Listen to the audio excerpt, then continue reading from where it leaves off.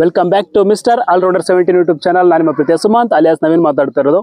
ಇವತ್ತು ನಮ್ಮೂರಲ್ಲಿ ಅಂದರೆ ಹರಪನಹಳ್ಳಿ ತಾಲೂಕು ವಿಜಯನಗರ ಜಿಲ್ಲೆ ನೀಲಗುಂದ ಗ್ರಾಮದಲ್ಲಿ ಸಂವಿಧಾನದ ಬಗ್ಗೆ ಜಾಗೃತಿಯನ್ನು ಮೂಡಿಸಲು ಮೆರವಣಿಗೆ ಹೊರಟಿದ್ದಾರೆ. ಇವತ್ತು ನಮ್ಮೂರಲ್ಲಿದೆ. ನಮ್ಮೂರು ನಮ್ಮ ಹೆಮ್ಮೆ ಅಂದರೆ ಬೀಚಿನಾಡು ಹರಪನಹಳ್ಳಿ ತಾಲೂಕಲ್ಲಿ ಬರುವಂತಹ ಒಂದು ಗ್ರಾಮ ಇದು ನೀಲಗುಂದ ಗ್ರಾಮ. ಈ ರಥ ನೋಡೋಕ್ಕೆ ತುಂಬಾ ಚೆನ್ನಾಗಿದೆ. ಹಾಗೆ ಮುಂದ್ಗಡೆಯಲ್ಲಿ ನಮ್ಮ ಬಾಬಾ ಸಾಹೇಬ ಅಂಬೇಡ್ಕರ್ ಅವರ ಮೂರ್ತಿ ಕೂಡ ಇದೆ, ಅದನ್ನು ಕೂಡ ತೋರಿಸ್ತೀನಿ ನೋಡಿ. ನೋಡೋಕೆ ಎಷ್ಟೊಂದು ಚೆನ್ನಾಗಿದೆ. ಬುಕ್ಸ್ ಎಲ್ಲ ಯಾವ ರೀತಿಯಾಗಿ ರೆಡಿ ಮಾಡಿದ್ದಾರೆ ನೋಡಿ. ಇಲ್ಲ ಕಟ್ಗೆಲ್ ರೆಡಿ ಮಾಡಿದ್ದಾರೆ, ಬಟ್ ನೋಡೋಕ್ಕಂತೂ ಒರಿಜಿನಲ್ ಬುಕ್ಸ್ ಇರ್ತಾವಲ್ಲ ಅದೇ ಥರನೇ ಇದೆ. ಇವನು ಯಾಕೆ ಮಾಡ್ತಾರೆ ಅಂದರೆ ಇವಾಗಿನ ಕಾಲದಲ್ಲಿ ಶಿಕ್ಷಣಕ್ಕೆ ಎಷ್ಟು ಪ್ರಾಮುಖ್ಯತೆ ಕೊಡಬೇಕು ಅನ್ನೋ ಉದ್ದೇಶದಿಂದ ಈ ಬುಕ್ಸು ಇವೆಲ್ಲ ಇಟ್ಟಿದ್ದಾರೆ.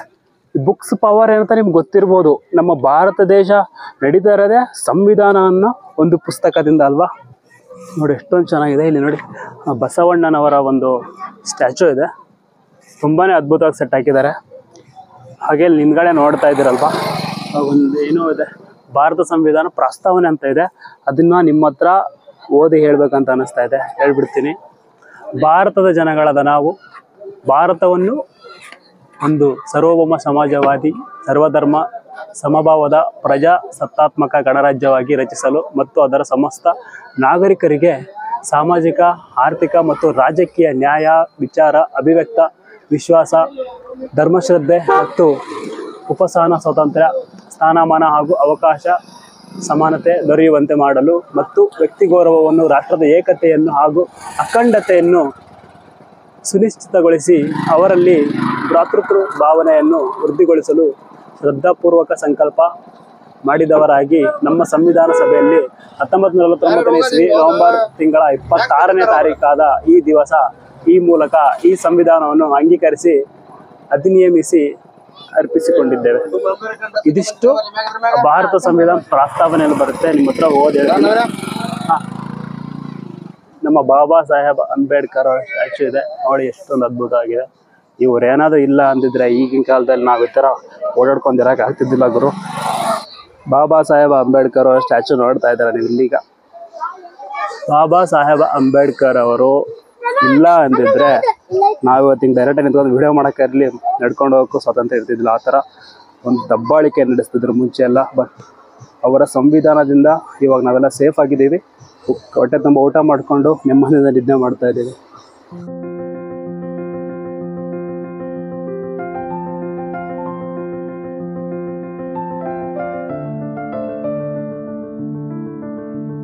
ಸಂವಿಧಾನ ಜಾಗೃತ ಜಾಥಾ ಏನಕ್ಕೆ ಮಾಡ್ತಾರೆ, ಯಾವ ಉದ್ದೇಶಕ್ಕೋಸ್ಕರ ಮಾಡ್ತಾರೆ ಅಂದ್ಬಿಟ್ಟು ನಮ್ಮ ಸರ್ ಇದ್ದಾರೆ, ಅವರಿಂದನೇ ಕೇಳ್ಕೊಂಡ್ಬರೋಣ. ಸರ್, ಇವತ್ತಿನ ದಿವಸ ನಾವು ನೀಲಗುಂದ ಗ್ರಾಮದಲ್ಲಿ ಸಂವಿಧಾನದ ಜಾಗೃತಿಯ ಒಂದು ಕಾರ್ಯಕ್ರಮವನ್ನು ನಾವು ಹಮ್ಮಿಕೊಂಡಿದ್ದೇವೆ. ಸರಿ, ಮೂಲ ಉದ್ದೇಶ ಮತ್ತು ಆಶಯ ಏನು ಅಂತ ಹೇಳಿದ್ರೆ, ಇಂದಿಗೆ ಜನವರಿ 26, 1950ರಲ್ಲಿ ನಮ್ಮ ದೇಶ ಪ್ರಥಮವಾಗಿ ಸಂವಿಧಾನವನ್ನು ಸಂಪೂರ್ಣವಾದಂಥ ರೀತಿಯಲ್ಲಿ ಜಾರಿಗೆ ಬಂತು. ಆ ಒಂದು ನೆನಪಿಗೋಸ್ಕರ ಇವತ್ತಿಗೆ 75 ವರ್ಷಗಳು ತುಂಬಿದೆ. ಹಾಗಾಗಿ 75ರ ಒಂದು ಸಂಭ್ರಮದ ಹಿನ್ನೆಲೆಯಲ್ಲಿ ಇಡೀ ಕರ್ನಾಟಕ ರಾಜ್ಯದ 31 ಜಿಲ್ಲೆಗಳಲ್ಲಿ ಕೂಡ ಸಂವಿಧಾನದ ಒಂದು ಅರಿವು ಮತ್ತು ಅದು ಒಳಗೊಂಡಿರ್ತಕ್ಕಂಥ ಮಹತ್ವ ಮತ್ತು ಹಕ್ಕುಗಳನ್ನು ಪ್ರತಿಯೊಬ್ಬ ಜನತೆಗೆ ಕೂಡ ತಿಳಿಸುವಂಥ ಹಿನ್ನೆಲೆಯಲ್ಲಿ ಈ ಜಾಗೃತಿ ವಿಭಿನ್ನವಾಗಿರುವಂತಹ ಒಂದು ನಿಟ್ಟಿನಲ್ಲಿ ಈ ಜಾಗೃತಿಯ ಒಂದು ಆಂದೋಲನವನ್ನ ನಮ್ಮ ರಾಜ್ಯಾದ್ಯಂತ ಹಮ್ಮಿಕೊಂಡಿದ್ದಾರೆ. ಹಾಗಾಗಿ ನಮ್ಮ ಒಂದು ಗ್ರಾಮಕ್ಕೆ ಬಂದು ಸಂವಿಧಾನದ ಮಹತ್ವವನ್ನು ಸಾರುವಂಥ ನಿಟ್ಟಿನಲ್ಲಿ ಈ ಒಂದು ಕಾರ್ಯಕ್ರಮ ಬಹಳ ಯಶಸ್ವಿ ಆಗುತ್ತೆ ಅನ್ನುವಂಥ ಒಂದು ಮಾತನ್ನ ಈ ಸಂದರ್ಭದಲ್ಲಿ ನಾನು ಹೇಳ್ತಾ ಇದ್ದೀನಿ.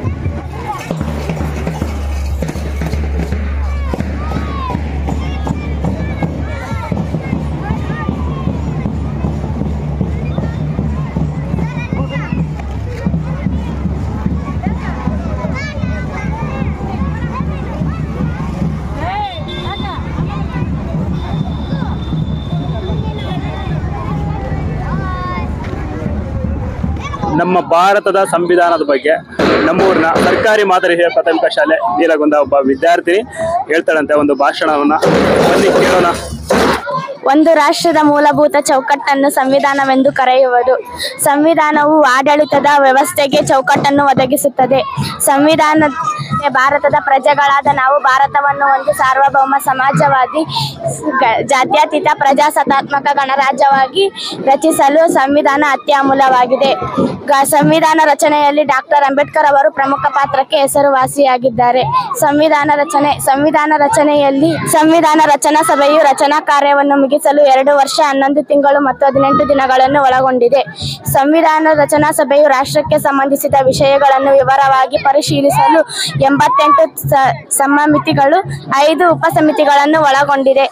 ಅವುಗಳಲ್ಲಿ ರಚನಾ ಸಮಿತಿಯ ಅಧ್ಯಕ್ಷರಾಗಿ ಡಾಕ್ಟರ್ ರಾಜೇಂದ್ರ ಪ್ರಸಾದ್ ಅವರನ್ನು ಆಯ್ಕೆ ಮಾಡಲಾಗಿದೆ. ಕರಡು ಸಮಿತಿಯ ಅಧ್ಯಕ್ಷರನ್ನಾಗಿ ಡಾಕ್ಟರ್ BR ಅಂಬೇಡ್ಕರ್ ಅವರನ್ನು ಆಯ್ಕೆ ಮಾಡಲಾಗಿದೆ. ಸಂವಿಧಾನ ರಚನೆಗೆ ಕೊಡುಗೆಯನ್ನು ಆಧರಿಸಿ ಅವರನ್ನು ಸಂವಿಧಾನ ಶಿಲ್ಪಿ ಎಂದು ಕರೆಯಲಾಗಿದೆ. Okay, thank you so much. ನಿಮ್ಮ ಹೆಸರು ಅಂದ್ರೆ Vaishnavi, 6th standard 7th standard ಸರ್ಕಾರಿ ಮಾದರಿ ಪ್ರಾಥಮಿಕ ಶಾಲೆ ನೀಲಗುಂದ. ತುಂಬಾ ಚೆನ್ನಾಗಿ ಭಾಷಣ ಮಾಡಿದ್ರು ಭಾರತದ ಸಂವಿಧಾನದ ಬಗ್ಗೆ.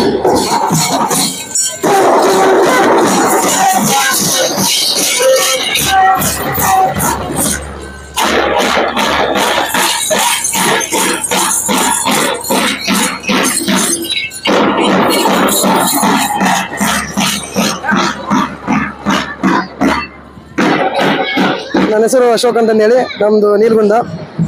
ಸಂವಿಧಾನ ಅಂದರೆ ಒಂದು ದೇಶದ ಜನರು ಅನುಸರಿಸತಕ್ಕಂಥ ಮೂಲಭೂತ ಕಾನೂನುಗಳನ್ನು ಸಂವಿಧಾನ ಅಂತಂದೇಳಿ ಕರಿತೀವಿ. ನಮ್ಮದು ಇಡೀ ಜಗತ್ತಿನಲ್ಲಿ ಅತ್ಯಂತ ದೊಡ್ಡ ಸಂವಿಧಾನ. ಯಾಕಂದರೆ ಸುಮಾರು ಡಾಕ್ಟರ್ BR ಅಂಬೇಡ್ಕರ್ ಅವರು 193 ದೇಶಗಳ ಸಂವಿಧಾನವನ್ನು ಅಧ್ಯಯನ ಮಾಡ್ಕೊಂಡ್ಬಿಟ್ಟು ಅದರಲ್ಲಿರ್ತಕ್ಕಂಥ ಉತ್ತಮ ಅಂಶಗಳನ್ನು ಎರವಲು ಪಡ್ಕೊಂಡು ಇವತ್ತು ಭಾರತವನ್ನು ಯಾವ ರೀತಿಯಾಗಿ ಆಳ್ವಿಕೆ ಮಾಡಬೇಕನ್ನೋದನ್ನು ಉತ್ತಮ ಅಂಶಗಳನ್ನು ಇದರಲ್ಲಿ ತೋರಿಸ್ಕೊಟ್ಟಿರ್ತಕ್ಕಂಥದ್ದು. ಅಂಥ ಒಂದು ಸಂವಿಧಾನವನ್ನು ಇವತ್ತು ನಾವು ದಿನಾಚರಣೆಯನ್ನು ಅದರ ಪ್ರಯುಕ್ತವಾಗಿ ಇವತ್ತು ಮೆರವಣಿಗೆಯನ್ನು ಹಮ್ಮಿಕೊಂಡಿದ್ದೀವಿ. ಒಂದು ರೀತಿಯಲ್ಲಿ ಹಬ್ಬದ ವಾತಾವರಣ ರೀತಿಯಲ್ಲಿ ನಾವು ಮಾಡ್ತಾ ಇದ್ದೀವಿ. ಹಾಗಾಗಿ ಇದನ್ನು ಮಾಡ್ತಕ್ಕಂಥ ಉದ್ದೇಶ ಸಂವಿಧಾನದ ನೀತಿ ನಿಯಮಗಳನ್ನು, ತತ್ವಗಳ ಆದರ್ಶಗಳನ್ನು ನಾವೆಲ್ಲರೂ ನಮ್ಮ ಜೀವನದಲ್ಲಿ ಅಳವಡಿಸಿಕೊಂಡು ದೇಶದ ಶಾಂತಿ ಸುಭದ್ರತೆಯನ್ನು ಕಾಪಾಡಬೇಕಾಗಿ ನಮ್ಮೆಲ್ಲರ ಕರ್ತವ್ಯ ಇರೋದ್ರಿಂದ ಆ ಒಂದು ಉದ್ದೇಶ ಇಟ್ಕೊಂಡು ಈ ಒಂದು ಸಂವಿಧಾನವನ್ನು ನಾವು ಈ ಒಂದು ಮೆರವಣಿಗೆಯನ್ನು ಮಾಡ್ತಾ ಇರೋದು ಎಲ್ಲರಿಗೂ ಸಂತಸಕರವಾಗಿರ್ತಕ್ಕಂಥ ಒಂದು ಸಂಗತಿ. ಮಾತಾಡಲಿಕ್ಕೆ ಅವಕಾಶ ಮಾಡಿಕೊಟ್ಟಿರ್ತಕ್ಕಂಥ ಮಿಸ್ಟರ್ ಆಲ್ರೌಂಡ್ ಯೂಟ್ಯೂಬ್ ಚಾನಲ್ನ ನವೀನ್ ಅವರಿಗೆ ತುಂಬ ಧನ್ಯವಾದಗಳು. ಥ್ಯಾಂಕ್ಸ್ ಅಣ್ಣ.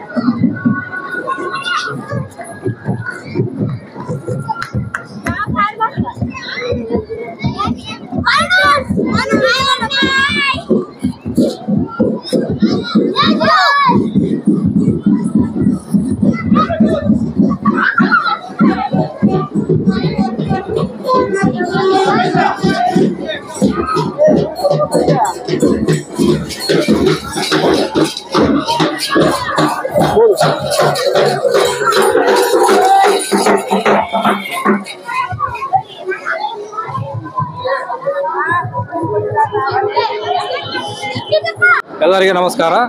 ಸಮಾಜ ಕಲ್ಯಾಣ ಇಲಾಖೆ ವಿಜಯನಗರ ಜಿಲ್ಲಾ ಆಡಳಿತದಿಂದ ಈ ಒಂದು ಸಂವಿಧಾನ ಜಾಗೃತಿ ಕಾರ್ಯಕ್ರಮವನ್ನು ಹಮ್ಮಿಕೊಳ್ಳಲಾಗಿದೆ.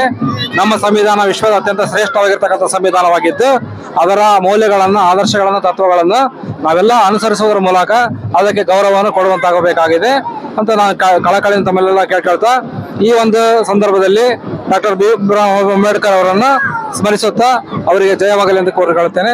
ಜೈ ಭೀಮ್, ಜೈ ಸಂವಿಧಾನ್, ಒಂದೇ ಸಂವಿಧಾನ, ಶ್ರೇಷ್ಠ ಸಂವಿಧಾನ. Thank you sir.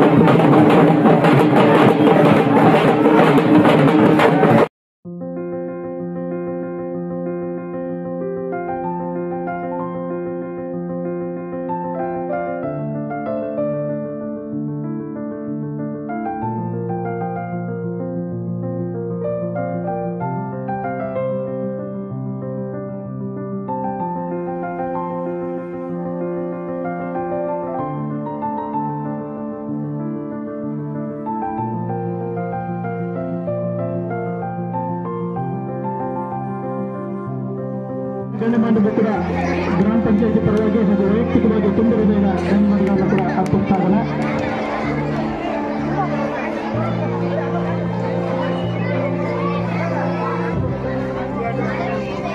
ಹಾಗೆಯೇ ಪುಷ್ಪನಮದ ನಂತರ ಕಾರ್ಯಕ್ರಮ ಅಂತಂದ್ರೆ ಉದ್ಘಾಟನೆ ವೇದಿಕೆ ಮೇಲೆ ನೆರವೇರ್ತಕ್ಕಂಥ ಎಲ್ಲ ಗಣ್ಯಮಾನ್ಯರು ಒಂದು ಕಾರ್ಯಕ್ರಮದ ಉದ್ಘಾಟನೆಯನ್ನ ನೆರವೇರಿಸಿಕೊಡ್ಬೇಕು ಅಂತ ಹೇಳಿ ನಮ್ಮಲ್ಲಿ ಕೇಳ್ಕೊಳ್ತಾ ಇದ್ದೇವೆ.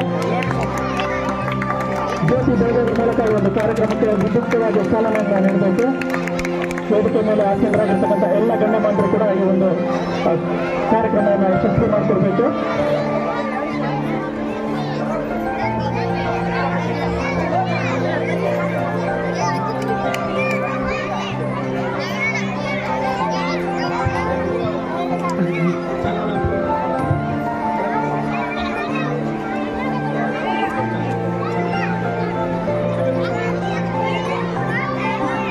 ಉದ್ಘಾಟನೆಯನ್ನ ಯಶಸ್ವಿಯಾಗಿ ನೆರವೇರಿಸಿಕೊಟ್ಟಿರ್ತಕ್ಕಂಥ ನಮ್ಮ ಗ್ರಾಮ ಪಂಚಾಯತಿಯ ಸದಸ್ಯರು ಮತ್ತು ತಾಲೂಕಿನ ಕಾರ್ಯನಿರ್ವಾಹಕ ಅಧಿಕಾರಿಗಳಾಗಿರ್ತಕ್ಕಂಥ ಪ್ರಕಾಶ್ ಅವರು ಹಾಗೂ ಸಮಾಜ ಕಲ್ಯಾಣ ಇಲಾಖೆ ಅಧಿಕಾರಿಗಳಾಗಿರ್ತಕ್ಕಂಥ ಶ್ರೀಮತಿ ರೇಣುಕಾದೇವಿ ಮೇಡಮ್ ಅವರು ಹಾಗೂ ನಮ್ಮ ಗ್ರಾಮ ಪಂಚಾಯತಿ ಅಧ್ಯಕ್ಷ ಆಗಿರ್ತಕ್ಕಂಥ ಶ್ರೀಮತಿ P.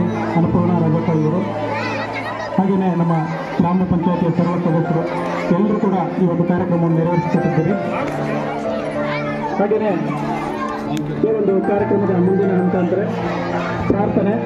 ಕಿತ್ತೂರಾಣಿ ಚೆನ್ನಮ್ಮ ಶಾಲೆಯ ಶಿಕ್ಷಕರು ಮತ್ತು ವಿದ್ಯಾರ್ಥಿಗಳ ತಂಡದಿಂದ ಪ್ರಾರ್ಥನೆಯನ್ನು ಮಾಡಬೇಕು ಅಂತ ಹೇಳಿ ಕೇಳ್ಕೊಳ್ತಾರೆ.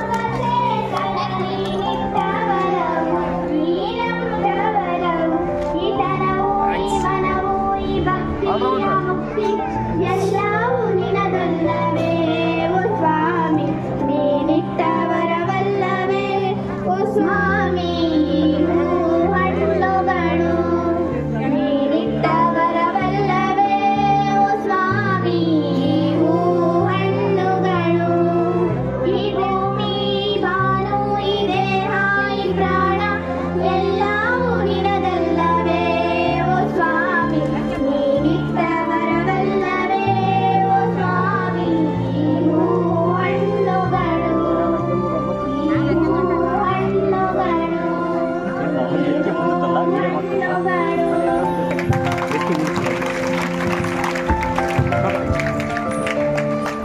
ಮುಖ್ಯವಾಗಿ ಈ ಒಂದು